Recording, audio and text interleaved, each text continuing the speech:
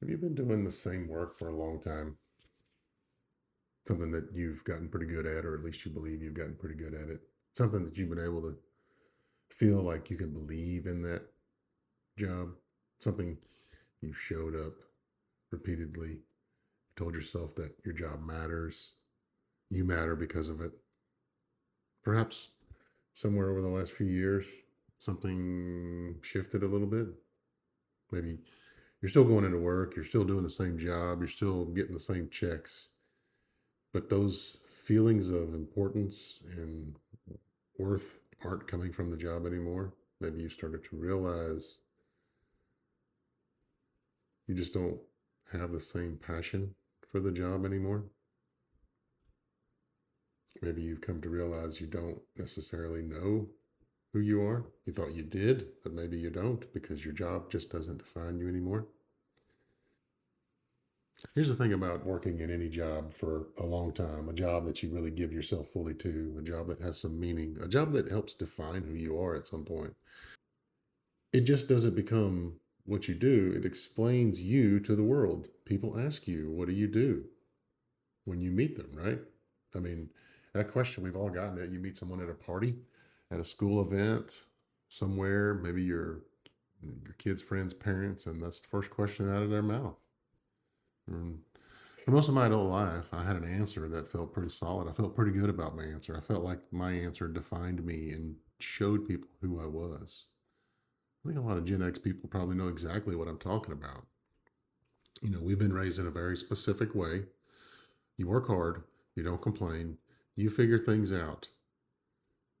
We didn't really have a lot of conversations growing up about our feelings, about purpose, about the meaning of life. You went to school, you got out, you got a job, you kept the job. The job became who you were.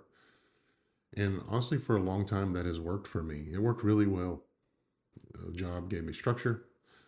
It gives us structure. It gives us a reason to get up in the morning and get dressed. It gave us somewhere to put ourselves, somewhere to be.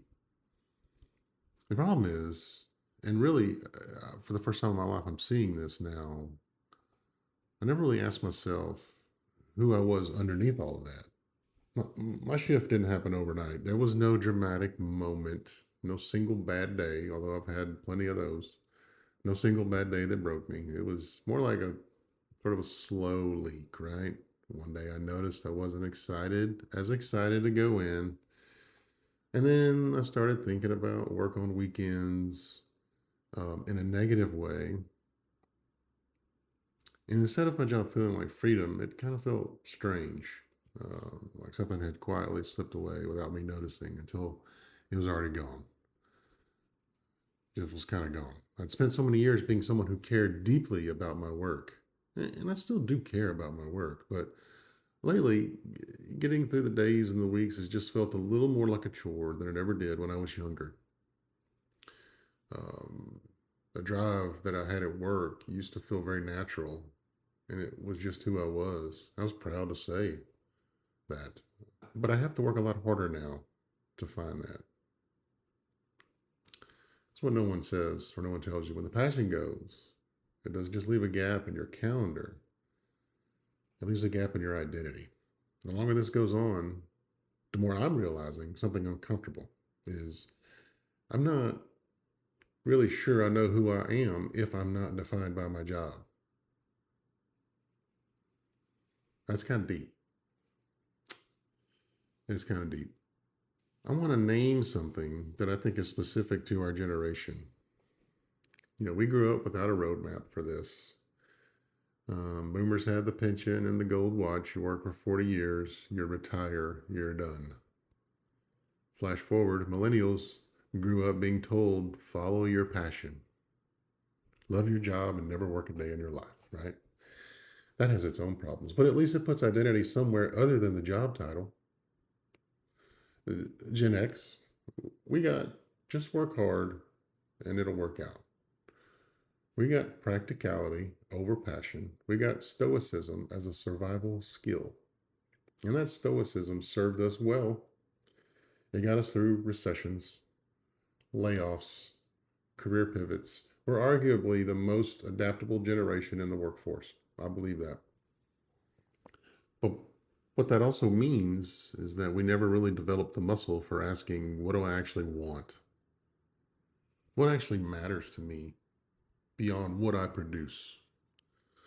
So here we are, 50 something, and the career that built us, defined us for so long, is starting to feel like a shirt we've outgrown.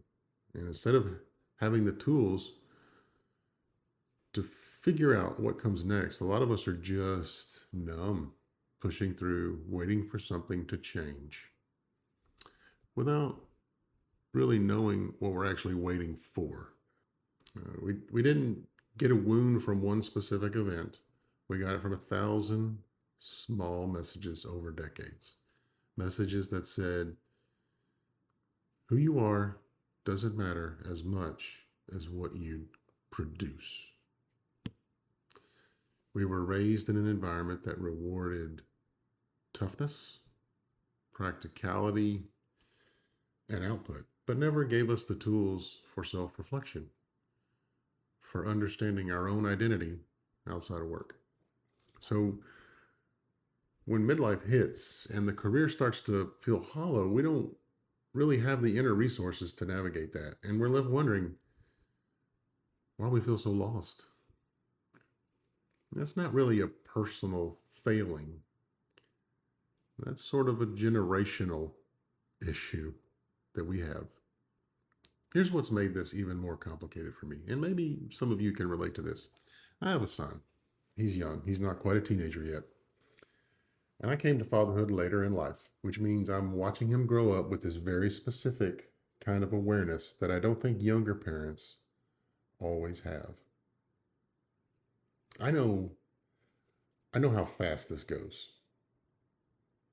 Every few months a version of him disappears, gone forever. The kid who wanted me to read to him every night is gone. The kid who thought I knew everything, that one's gone too. The kid who still reaches for my hand without thinking about it, I'm watching that one slip away too. And I feel it. I feel every instance. And what's strange is these two things, the fading passion for my work and watching my son grow up, they're hitting me at the same time. And they're creating this weird, aching awareness that I'm in between versions of myself. And then the longing sets in, and it goes deeper than just missing who my son used to be. I miss the infant, the toddler, the little boy who thought the world was magic, and I was the guy who knew all the secrets to it. I miss an earlier, simpler time when work was just who I was, when I believed in it without having to talk myself into it. And honestly, I miss being a kid myself. BMX, bikes, action figures, playing ball until it got dark, exploring the neighborhood like the whole world was mine to discover and nobody was keeping score. And I miss my mom. I miss my mom terribly.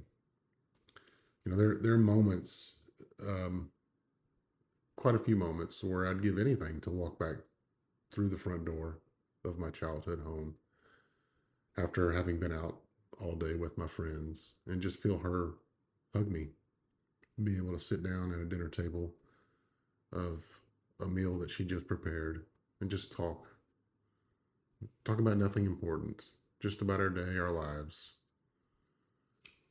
The small stuff that, looking back, man, is huge. So enormous now in hindsight. I'm completely held by a time and a place and a person who made the world feel safe. I can't go back to that. And I'm 51. I feel the weight of that truth in a way that I simply couldn't when I was younger. There's a particular kind of grief that comes with longing for times that you can never get back. Not just missing them, but knowing you can never return. Those versions of your son, those versions of yourself, the people who anchored you, they're gone. And no amount of looking at old photos or telling old stories brings them back. You just carry it. It just stays with you.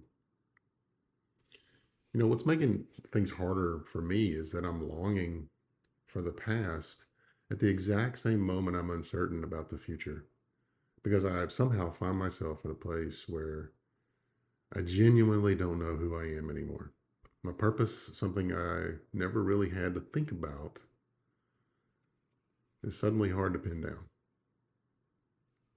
The old version of me is fading, and the new one hasn't shown up yet. I'm sort of in between, and that's just not comfortable.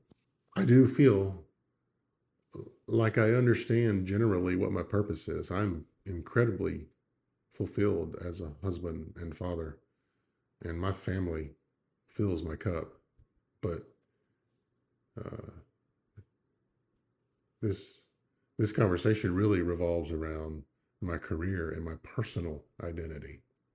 But I do not want to insinuate in any way that I am not fulfilled and happy with my situation. It's just as I'm trying to navigate as a person through my career and through my life, these are the things that are weighing on me.